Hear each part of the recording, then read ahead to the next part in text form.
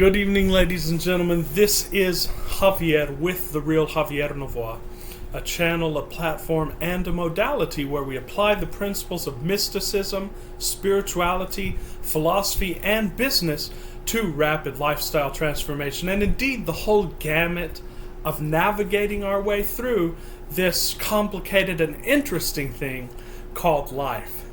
Everything from relationships to money to business, to spirituality, we cover it here, of course, with a special focus in rapid lifestyle transformation, getting off the prison grid and being your own boss and setting your own schedule. So, ladies and gentlemen, I had not planned to do this video, but tonight I was watching an interesting video by a very prolific YouTuber on reality transurfing, the always insightful and interesting Rene Garcia. And for those of you who might not know, we do draw heavily on at least one of the books by the founder of reality transurfing named Vadim Zeland. And it's called Reality Transurfing. And it's basically a philosophy which incorporates law of assumption, law of attraction, and couches it in very, shall we say, philosophic, scientific, and rational terms, and is a very good roadmap and guidance system to this whole philosophy. And that's why we use it a lot, because there are a lot of terms and there are a lot of concepts which I believe are ideal for teaching this material. Of course, there are some parts of the book that we disagree with, or some parts that, looking at it from a certain angle, we could take issue with. But that's the beauty of our philosophy. The beauty of knowing that there's no duality is that we know that no side is either right or wrong, because all of the sides contain the grain of truth within them. So what we can do then is we can draw upon any information from any source. We can contemplate it and filter it through what we know and what we're trying to do, and we can add to our knowledge, and we can know that there's a grain of truth in it, and we can find the grain of truth, and we can organize it within our conceptual framework. And indeed, sometimes we change our conceptual framework according to the empirical evidence on the ground. That's why we say on our channel that all of this information is aimed at one thing, and that's making our life better. So we can take that from many sources. That being said, Reality Transurfing is an excellent resource. I'd recommend you all read the book. And Rene Garcia is a great expositor of this material. And so she made a video recently, and I'll link in the description. It's called, I believe it's called Spiritual Capitalism. And basically she goes into the way of looking at wealth and a way of looking at money. And she goes into her story with wealth, which is very interesting. And I just wanted to discuss a few points that come to mind here. First of all, there are parts of the video and parts of reality transurfing which makes it seem like you have to take action. Reality transurfing is very heavy on the fact that you cannot remain seated, you must take action, and that when you're going down, when you're trying to get on a chain of cause and effect, which is a film roll of what you want, you have to visualize the next action and take the next action. It's very similar to what we teach in this channel also. And I believe that it can be understood in a way as to be compatible with our philosophy that no action is ever necessary, rather no effort is ever necessary. And so action without effort, and I do believe that she refers to this in the video as that we're to take the action with the least effort or the least resistance. But that's a distinction that I think is very important to understand, because many people are still on the fence about this, and they think, well, I've got to make it happen. In this philosophy, there's no sense of making it happen. What there is a sense of is that when you're following the path to your desire, you have to start following your intuitions, and your feelings will be your guide. And it's never about forcing yourself to take an action, but it's also never about forcing yourself not to take action. We have talked about this in previous videos. Rather, When you feel inspired to take an action, and it's truly inspired action, there will be no question as to the inspiration of that. Therefore, it's not effort and it's not work. It's almost like something is pulling you towards that, and not even wild horses could keep you away from taking that action, as Abraham Hicks talks about. So, we just have to have it clear in our mind that there's nothing that you have to do.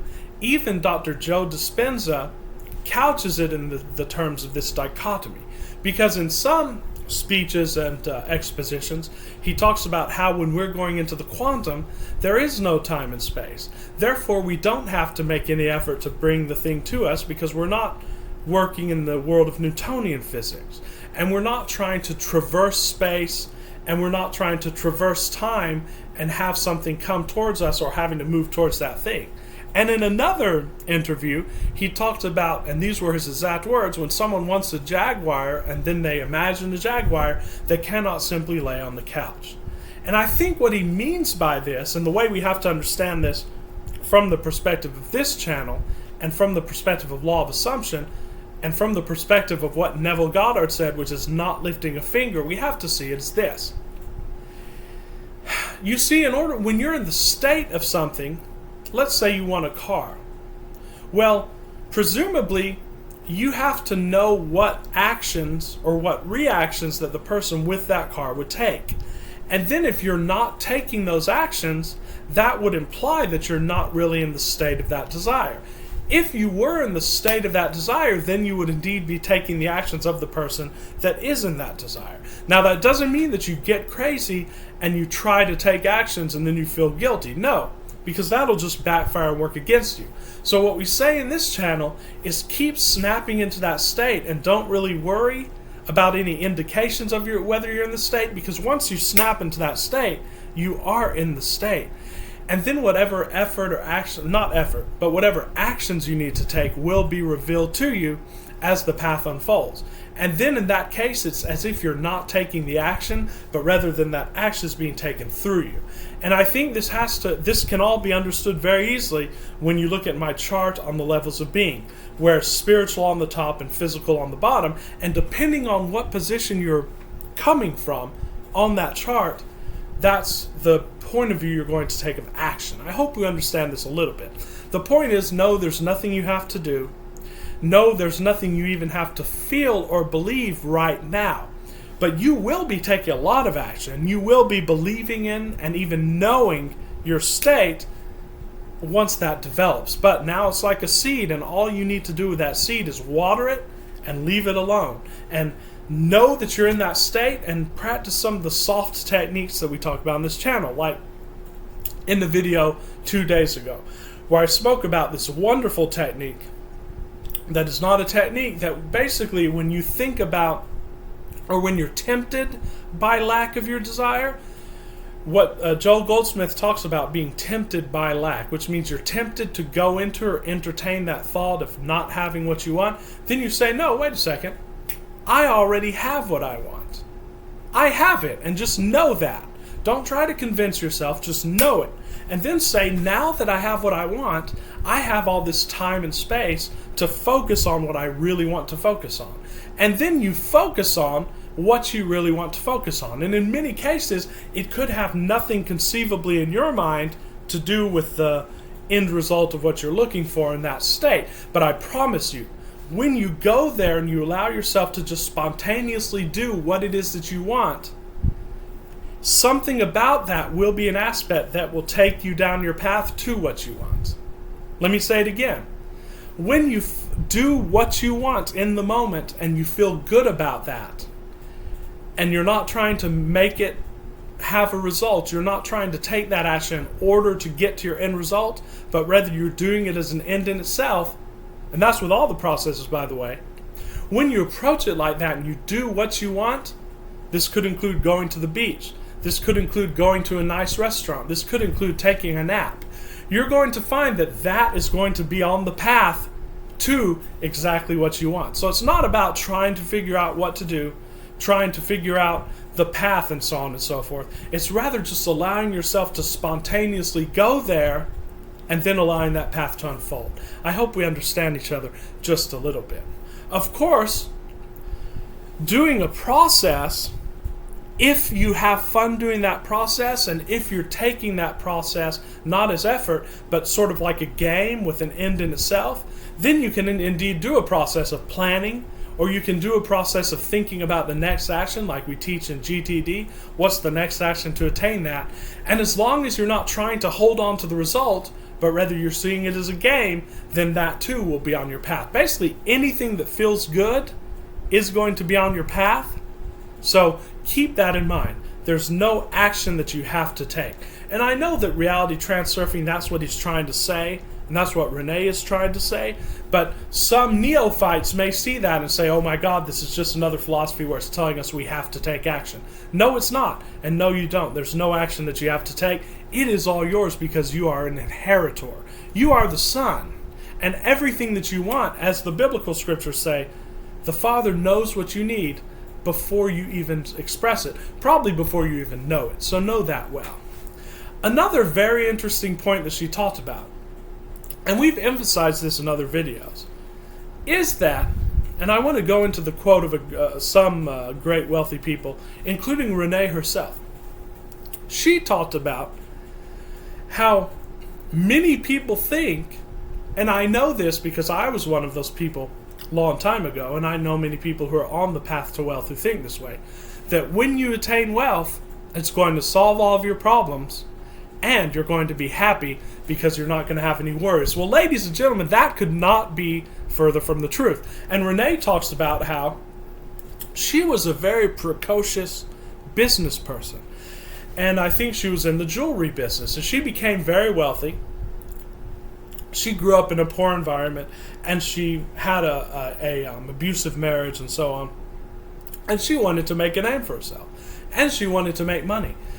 And she even did some unsavory things, like I think she worked in a strip club or something like this. And then she actually became a very big fish in the Los Angeles jewelry business scene. And she became very wealthy. She had properties. But she discovered at 35 that she was not happy at all. Even though she was living the outer trappings of wealth, she was not happy. And she even said that even though she was wealthy on the outside, she still had a poverty mindset. So what does that tell us? That tells us, number one, that you can force manifestations like we talked about in this channel. As Joel Goldsmith said, you may manifest something, you may be very sorry later. You can force a manifestation, but until you make that desire truly yours, and until you get into the state of that and become the person of that, you will not be happy. And that's why many billionaires also, like Rene was talking about, commit suicide. I think billionaires have one of the highest suicide rates. That could just be because there are fewer billionaires, but I think they have one of the highest suicide rates. And that's because wealth does not make you happy. All of the great people of wealth have said this. In fact, I remember that there was a great book by Felix Dennis. Now, Felix Dennis was a very interesting character. He was the founder of Maxim magazine, a very smart guy. And he became very wealthy. I think he was one of the wealthiest men in Britain. And he became a poet later in life. And he was always into poetry and into music and so on and so forth. But he went out into the magazine world, into the publishing world, and made himself very wealthy. He never finished school, by the way. And he said two things in his book. The first thing he said is that wealth doesn't make you happy. That's the first warning I give to my students, he said in his book. But knowing that wealth doesn't make you happy, now let's talk about how to get wealthy. And then the second thing he said was, and this was very interesting, he said, if I had all of this to do over again, I would make as much money as I could until I turned 35. Then I would retire and dedicate the rest. I would make as much money as I could, he said, to be comfortable. Not to live a gargantuan, opulent lifestyle, just to be comfortable. It's basically what we teach in this channel, how to get free. And then he said at 35, I would retire and devote my time to planting trees and writing poetry. And he would have been a lot happier then. You see, ladies and gentlemen, a lot of people today are trying to hold themselves to this standard of wealth that, first of all, they don't even need it to get their desires. For example, a lot of people think that they need $1 billion to get their desires. If they really sat down and did the calculations, but by the way, what we're going to teach you in this channel how to do, many of them would realize that they only needed $2 to $5 million to live the most opulent lifestyles that they could imagine. At the most, I know that in Tony Robbins' seminars, he whittled some people down to $10 million from billions of dollars. So first of all, you don't even need as much as you think you need to live the lifestyle you need. In many cases, you might only need $1 or $2 million to live the lifestyle that you really want to live. And you need to sit down and calculate that. And we're going to be having videos on how to do that. Probably this week, very soon, we're going into detailed videos on that. So you'll want to stay tuned for that. But she was talking about, or rather Felix Dennis was talking about this, that basically what you're looking for is freedom. When we say wealth, what that really means is freedom of schedule and to have the lifestyle that we want, and that includes some amenities. But when you look at the amenities, it's really not as expensive as you think it is. And that's why in reality transurfing, Vadim Zeland talks about what is your desire and what is not your desire. Your true desire is what you really want from the depths of your soul. Something that's not your desire that you're trying to acquire is basically something that you want for prestige, or something that you want in order to show off to others, or something that you want in order to try to fill an emotional void. And those desires are going to be very hard, and they're going to take a lot of work. And when you get to the end of that path, you're going to have nothing but ashes. Now, luckily, I never really started down that path, because early on I realized that no, I'm not going to work like a crazy man to become a billionaire. I don't need that. I don't even want that. What I want is to have independence in my schedule, and to have a comfortable lifestyle, and to have the space and the time for creative work. I'm not going to be chasing after money. And so I let go of all those desires. So I didn't have to test it. I didn't have to get to the end of that path after working really hard and then say, oh, well, this wasn't worth it when I'm 60 years old. No. Rather, I did what many wise men said. I learned from the mistakes of others. I read what Felix Dennis said. And I looked at the very wealthy people that I've associated with, and I said, these people are not happy. It's like Epictetus. I was watching a great video on the great Stoic philosopher Epictetus. And he was in the court of Nero. And he was a slave, but he saw all of these wealthy men in the court of the emperor trying to curry favor with the emperor. And he saw the emperor himself. And this man was like a prisoner. All of them were prisoners. They were very fragile. They were emotionally unstable, just like the wealthy of today are very emotionally unstable. They suffered quite a lot because they were trying to grasp and hold on to what they wanted. Well, ladies and gentlemen, you don't need that. Now, if you truly want to have $20 million and you want that lifestyle, if you want the lifestyle of a billionaire, you want the influence, and that's your soul's calling, then indeed you can and will get there, and we will give you the tools to get to that. But what we show you how to do is to sit down and journal and figure out what your unique and specific desires are, and then try to figure out the true path to those with as much ease and as least resistance as possible. And then once you have that, you let it go, and you let the universe just bring it to you. And as the great poet said, you'll know it when you see it. What I want shall know my face. Something to this effect. So these were the main points of her great video. And then she went on to talk about how, of course, the thing that is standing in the way of your wealth is your beliefs. That's true. Seems strange since I just made a video early today saying that you don't have to believe for it, and indeed that is true as well.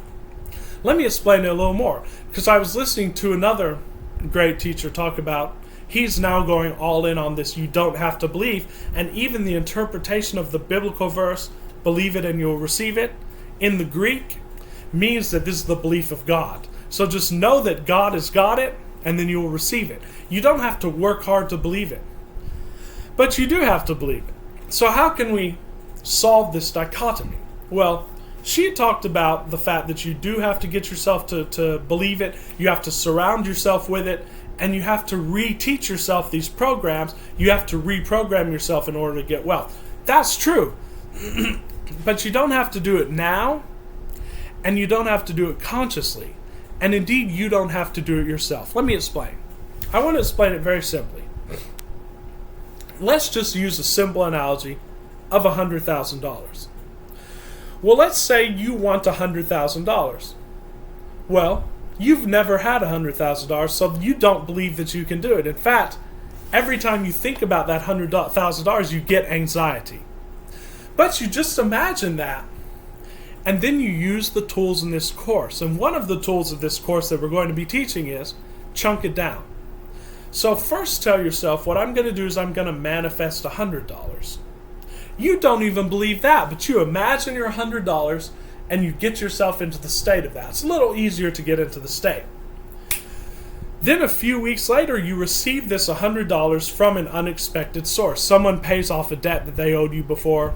You get another job and it's a few $100s. So your Uncle Jay sends you $100. Now you believe that you can have the $100, but you believe it not because you worked on your beliefs, but because it actually happened. Then you say, aha, if I could do $100, let me try to do $1,000. Then you go through the process again. You imagine that. And you get yourself into the state of the $1,000, right? Then you get that $1,000 maybe a few days or a few months later. And then you say, I know I can do this.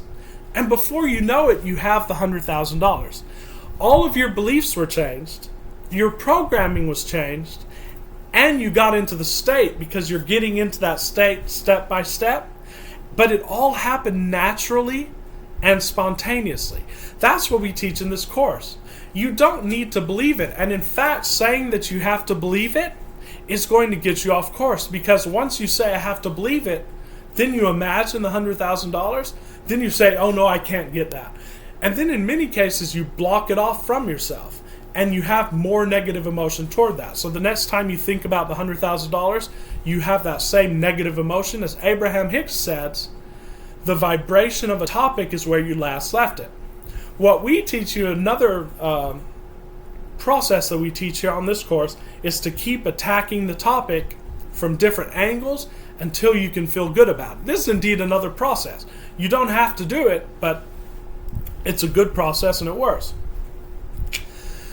But if you give up after you don't believe you can have that $100,000 and you don't try to shake yourself up, you don't try to take any action, but you leave yourself at that negative belief, then it's likely that when you think of that $100,000 again, your resistance is just going to get greater until you can't even focus on that $100,000. You will get it.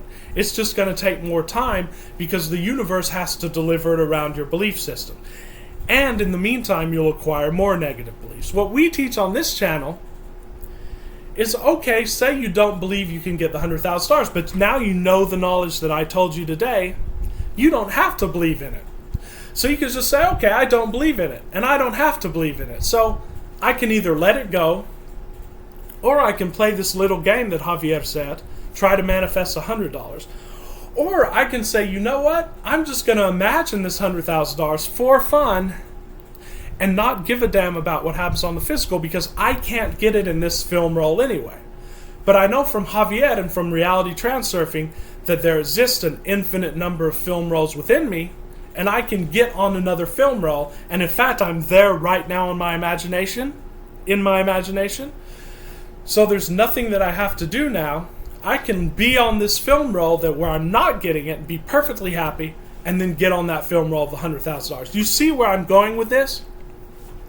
So saying that we have to believe it, while true over time, will work against you, and it's not true now. You don't have to believe it right now because the belief of God is enough for you. As one great preacher said, you don't have to believe in God because God believes in you. So all in all, I love reality transurfing. I love a lot of Rene's videos and a lot of her topics. Of course, sometimes the way she expresses it can be confusing to the new student, but if you interpret it in a way that basically any teaching can work if you interpret it in a way that's in accordance with your inner guidance and with your inner feelings. If you feel negatively about something, that means that right now and in this way, it's not for you. So either just forget about it or try to interpret it and try to synthesize it in light of the philosophy that does feel good to you. Because at the end of the day, your inner authority and your inner being will guide you to what's right for you. That's why we say in this channel, never trust anything that I say. Always test it. And always do what feels good with your inner authority.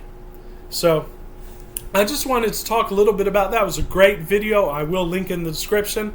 And we are going to be releasing a lot of great videos coming up this week about the nitty-gritty of rapid lifestyle transformation. You won't want to miss that. I'm really excited going into this week. Please email me for coaching calls. We're getting new clients every week, and it's very fun both for the client and for myself. We're working out some great plans to rapidly transform your life, in some cases in weeks and in months. And we're going to get you on a trajectory to being completely independent from a boss, doing your own thing and doing what rings your bells, and being able to work from your highest excitement every single day. So I will put my email in the description. So ladies and gentlemen, thanks for watching with great love and appreciation. This is Javier. I'll see you tomorrow, same time, same place.